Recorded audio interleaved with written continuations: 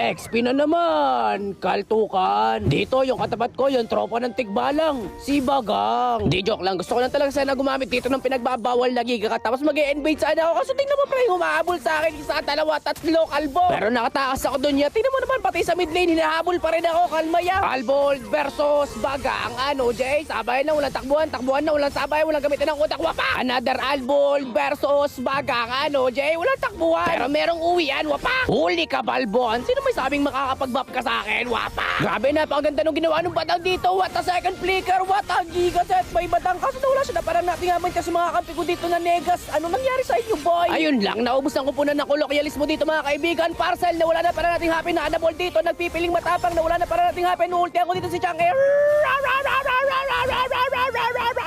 Joke lang sinigang. Pero anong akala nyo, mapipitas na ako dito? Hindi nyo ako mapipitas. Ano?